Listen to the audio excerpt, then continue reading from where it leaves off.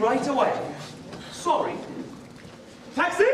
Taxi? Oh, he's your son, is he? Well, if you've done your duty by him as a mother should, you wouldn't let him spoil a poor girl's flowers and then run away without paying. Oh, God, that's your business, my girl.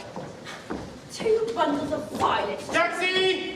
Taxi! I say, Captain, buy a flower off the poor girl. I'm sorry, I haven't any change. I can change that for crown. Here, take this for tuppence. I haven't any. Stop. Here's 3 Higgins, if that's any use to you. Taxi! Sir. Why, you better be careful. Better give him a flower for it. There's a bloke behind the pillar taking down every blessed word you're saying. I ain't done nothing wrong by speaking to the gentleman. I've a right to serve lads if I stay off the curb.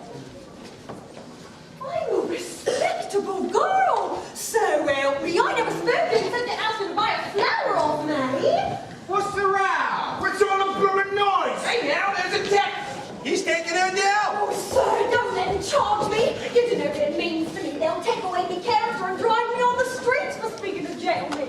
There, who's hurting you, silly girl? What do you take me for? On my Bible oath, I never said a word. Oh, shut up. Do I look like a policeman? Then what did you take down my words for? How do I know whether you took me down right? You just show me what you wrote about me. What's that? That ain't proper writing. I can't read that. I can. I say, Captain, buy a flower for poor girl. Because I call him Captain. Oh, sir, I meant no harm. Don't let him leave a charge to give me for a word like that. Charge? Please, sir. I make no charge.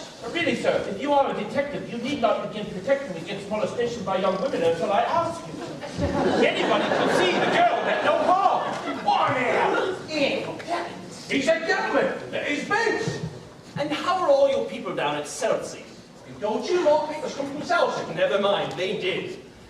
And how do you come to be up so far east? You were born in Listen Grove. Oh, what harm is there in my leaving Listen Grove? It wasn't fit for a pig to live in, and I had to pay 4 and 6 a week to live in that slum. Live where you like, but stop that noise. Come, he can't touch you. You have a right to live where you please. I'm a good girl, I am. Do you know where I come from? Hoxton. Well, who's selected? Blimey, you know everything, you do. Why didn't you say where he comes from if you're going to go fortune telling? Cheltenham, Harrow, Cambridge, and India. Quite right. Blimey, he ain't a cat. He's a blooming big boy, that's what he is. May I ask, sir, do you do this sort of thing for a living on the music hall? Oh, I thought of that. Perhaps I will someday. He's no gentleman, he ain't, to interfere with a poor girl. How do you do it, if I may ask? Oh, simple phonetics, the science of speech. It's my profession and also my hobby. Any man can spot an Irishman or a Yorkshireman by the brogue, but I can place a man within 6 miles, within 2 miles of London, sometimes within 2 streets. Ought to be ashamed of himself, unmanly coward. But is there a living in that? Oh yes, quite a fat one. Let him mind his own business and leave a poor girl alone. Woman, cease this detestable boo-hooing, or else seek the shelter of some other place of worship. I've a right to be here if I like. Same as you. A woman who utters such depressing and disgusting noises has no right to be anywhere. No right to live. Remember, you are a human being with a soul and a divine gift of articulate speech. That your native language is the language of Shakespeare and Milton and the Bible. Don't sit there crooning like a crazed pigeon. Ow! Look at her, prisoner of the gutters. Condemned by every syllable she utters. By right she shall be taken out and hung. For the cold-blooded murder of the English tongue. Never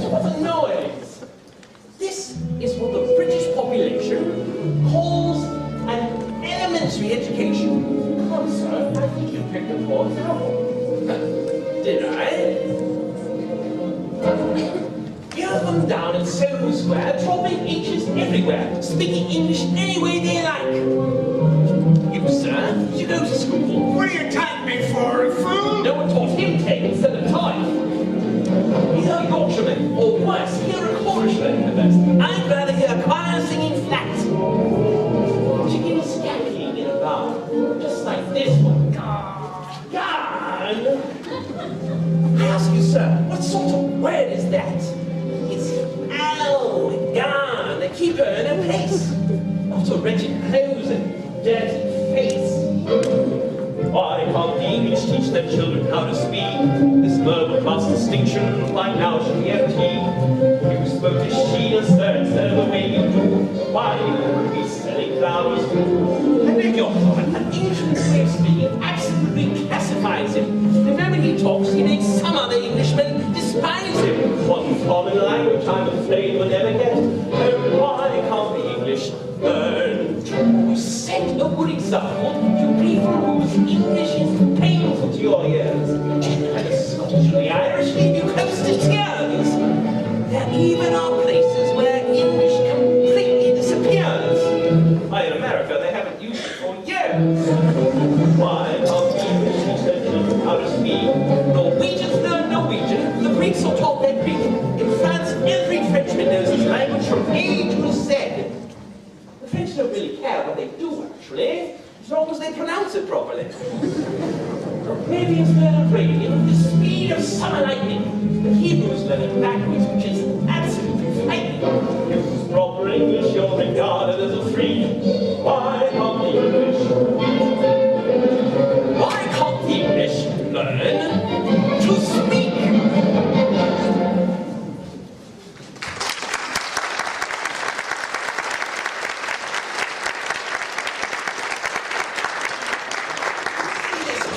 With her curbstone English, the English they will keep her in the gutter to the end of her days. In 6 months, I could pass her off as a duchess at an embassy ball. I could even get her a job as a lady's maid or a shop assistant, which requires even better English. Hey, what's that you say? Yes, you squashed cabbage leaf. The disgrace to the noble architecture of these columns. You incarnate insult to the English language. I could pass you off as the Queen of Sheba. Taxi! You don't believe that, do you, Captain? Oh, well, anything is possible. I myself am a student of Indian dialects. Are you really? Do you know Colonel Pickering, author of Pickering's Spoken Sanskrit? I am Colonel Pickering. Who are you? Henry Higgins, author of Higgins' Universal Alphabet. I came from India to meet you. I was going to India to meet you. Higgins! Pickering! Where are you staying? At the Carlton. No, you're not. You're coming home with me at 27A Wimple Street. We'll have a job, a supper. Right you are. Right, flower, kind sir, I'm shop for me lodging. Liar, you said you could change half a crown.